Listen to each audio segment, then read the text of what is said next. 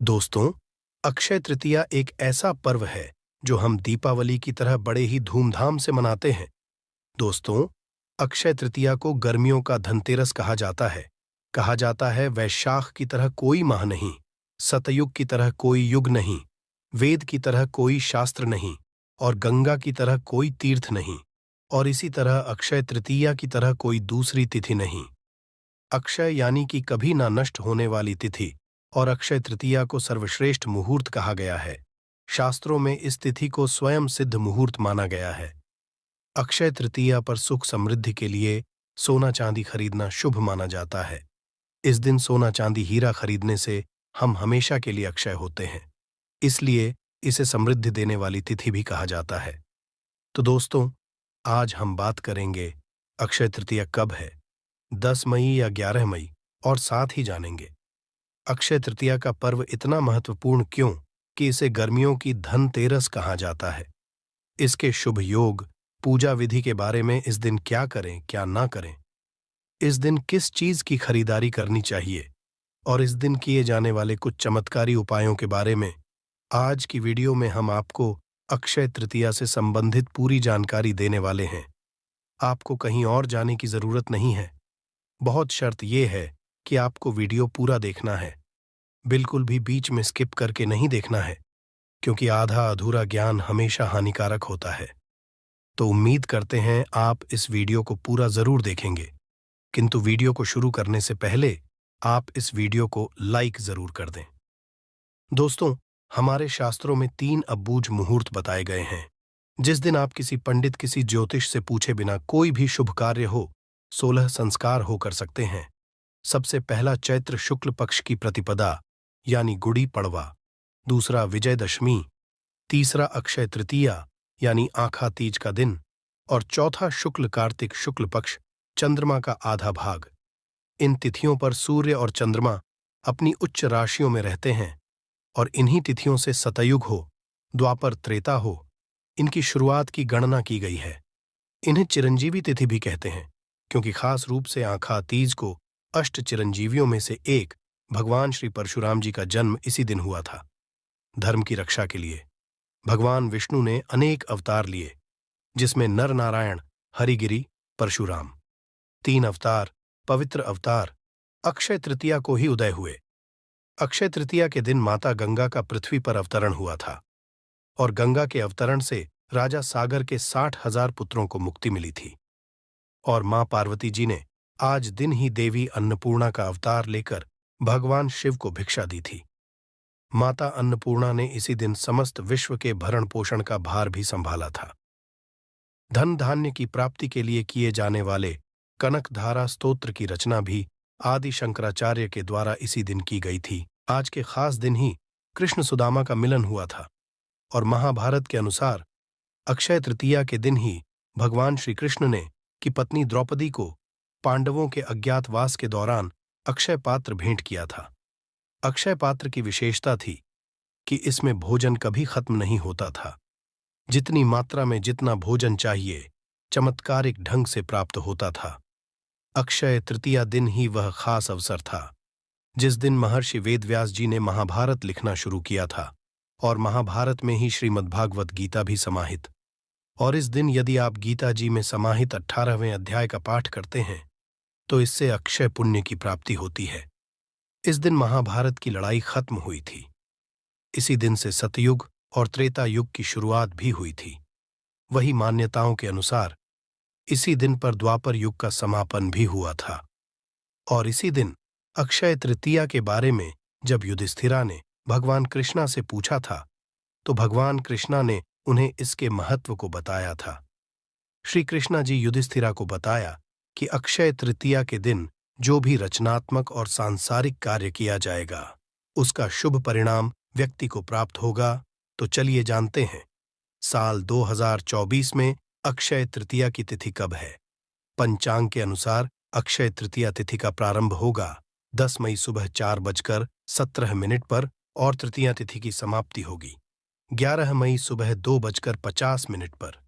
10 मई शुक्रवार को अक्षय तृतीया का दुर्लभ शुभ महासंयोग प्राप्त हो रहा है, क्योंकि शुक्रवार दिन मां लक्ष्मी का है, और अक्षय तृतीया इस बार शुक्रवार को ही मनाई जाएगी। बात करें पूजा के शुभ मुहूर्त के बारे में तो सुबह 5:33 से शुभ मुहूर्त प्रारंभ होगा और दोपहर 12:18 तक आप पूजा कर सकते हैं। और शुभ मुहूर्त में अक्षय तृतीया तिथि के दिन आप सोना खरीद सकते हैं।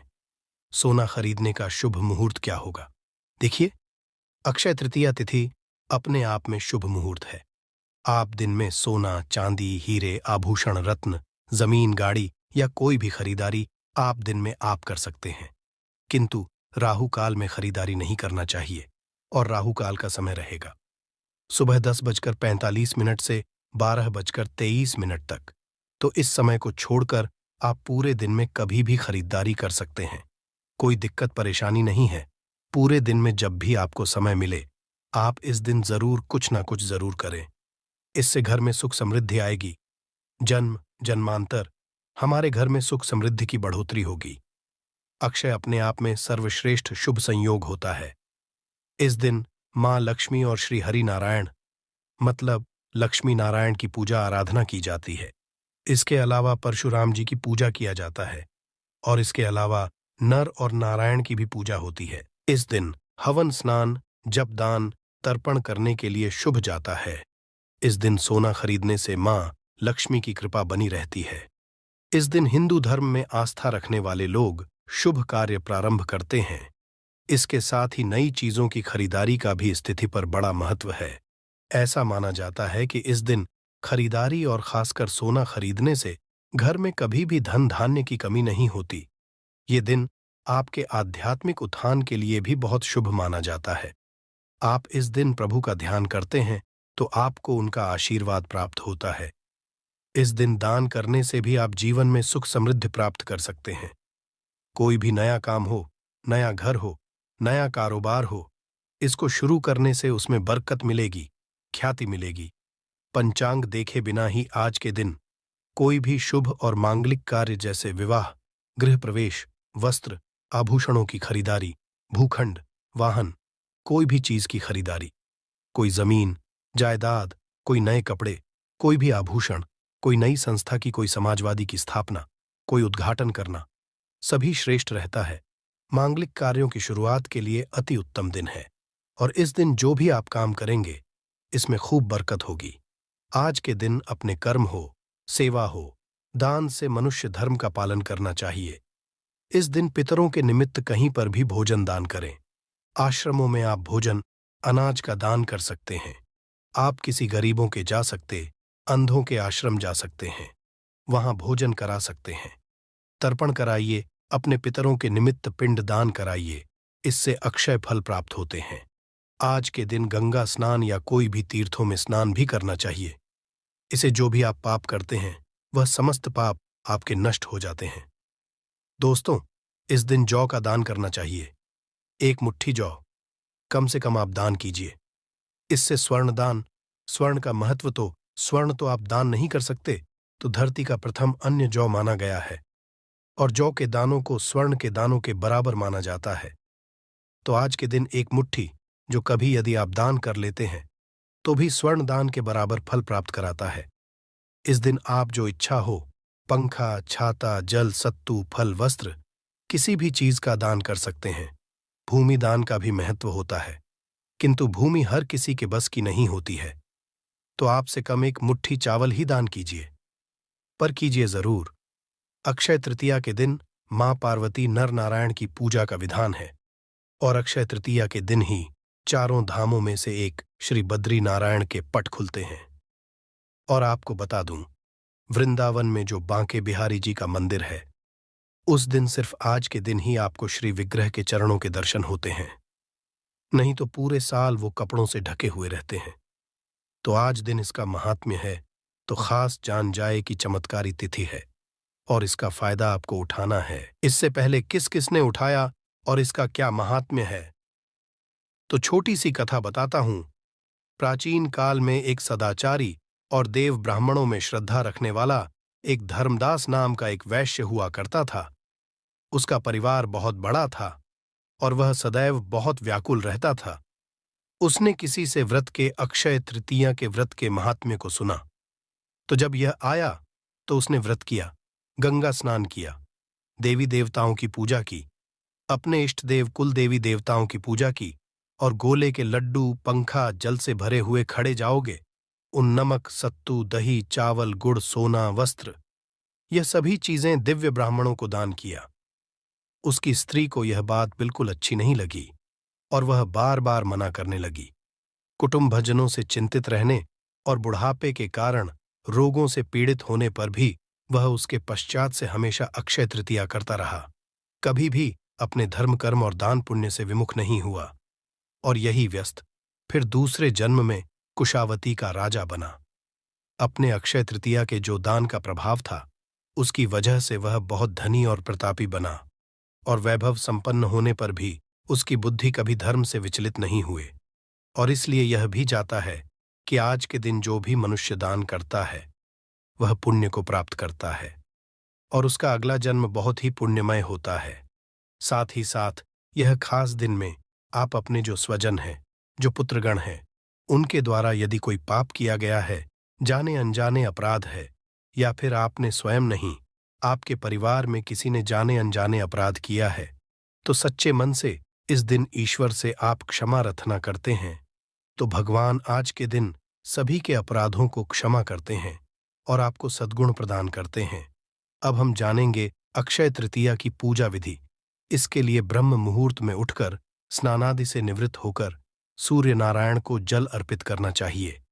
अपने घर के मंदिर में आप चौकी लगाकर पूजा कर सकते हैं, या अपने नजदीक के कोई भी श्री हरिनारायण के मंदिर में कलश की स्थापना करके संपन्न कर सकते। अक्षय तृतीया की पूजा आराधना में कलश की स्थापना का अत्यंत महत्वपूर्ण स्थान है। मतलब आप कलश स्थापना के बगैर अक्षय तृतीया की पूजा विधि को संपन्न नहीं कर सकते हैं। कलश की स्थापना करके विधि विधान से लक्ष्मी नारायण की पूजा करके, धूप दीप अर्पित करके महालक्ष्मी और श्री हरि विष्णु के मंत्रों का जाप जरूर करना चाहिए। खीर का भोग अर्पित करें। सफेद या दूध से निर्मित का भोग लगाना उत्तम होता है। अपने सामर्थ्य के अनुसार और सच्ची श्रद्धा भक्ति से आपको भोग लगाना चाहिए। श्री हरि नारायण आपके भोग को जरूर ही स्वीकार करेंगे। इसके पश्चात आप आरती करके क्षमा याचना कर लीजिए। क्षमा याचना करना अत्यंत आवश्यक होता है, क्योंकि यदि हमारे से पूजा में कोई भी भूल चूक गलती होती है, उसे हमें तत्काल पूजा के समय पूजा आरती करने के पश्चात भगवान जी से क्षमा याचना मांग लेते हैं, तो हमारी पूजा में जो भी गलत हुई है, भूल चूक हुई है, उसके लिए हमें प्रभु जी जरूर क्षमा कर देते हैं। अक्षय तृतीया में दान पुण्य का अत्यंत महत्वपूर्ण स्थान है। आप किसी भी चीज का दान कर सकते हैं, जो भी आपका सामर्थ्य है उसके अनुसार आप दान कर सकते हैं, किंतु इस दिन जल से भरा कलश जरूर दान करना चाहिए। एक कलश में जल भरकर उसमें थोड़ी चीनी शक्कर डालकर मीठा जल करके किसी भी ब्राह्मण को दक्षिणा के साथ दान कर देना चाहिए। इससे आपके जीवन सुख समृद्धि आएगी। साथ ही आपके जीवन में यदि आर्थिक तंगी है तो उससे भी छुटकारा आपको मिल जाएगा। तो अब जानते हैं इस दिन क्या करना चाहिए। दोस्तों, अक्षय तृतीया का दिन मां लक्ष्मी को प्रसन्न करने का दिन कहा जाता है। यदि इस दिन मां लक्ष्मी के मंत्रों का हम अधिक से अधिक जाप करते हैं तो इससे हमें जन्म जन्मांतर के लिए महालक्ष्मी की कृपा प्राप्त होती है। इस दिन महालक्ष्मी श्री हरिनारायण के पूजा पाठ कर विष्णु सहस्त्र नाम का हमें पाठ करना चाहिए। इस दिन श्री सूक्त या कनक धारा का पाठ भी कर सकते हैं। कोई भी महालक्ष्मी के मंत्र का जाप आप कर सकते हैं। महालक्ष्मी का बीज मंत्र है ओम महालक्ष्मी नमः। आप इस मंत्र का जाप 108 की संख्या में अधिक से अधिक करके अपने जीवन का उद्धार कर सकते हैं, जीवन में सुख समृद्धि और खुशियां ला सकते। तो आप जरूर उस दिन इस मंत्र का जाप करिए। आपके के आसपास जो भी मंदिर है, देवी देवताओं का मंदिर है, उनकी पूजा आराधना जरूर करनी चाहिए। दीपदान करिए। शिवालय जाकर पंचामृत से शिव जी का अभिषेक जरूर करना चाहिए। गंगा जल से आप खास रूप से अभिषेक करिए, क्योंकि इस दिन शिव जी का आप पंचामृत गंगा जल से अभिषेक करते हैं तो 100 पूजा के बराबर माना जाता है। यदि आपको आर्थिक तंगी है तो आप गन्ने के रस से शिव जी का अभिषेक करें और शिव का पाठ करिए।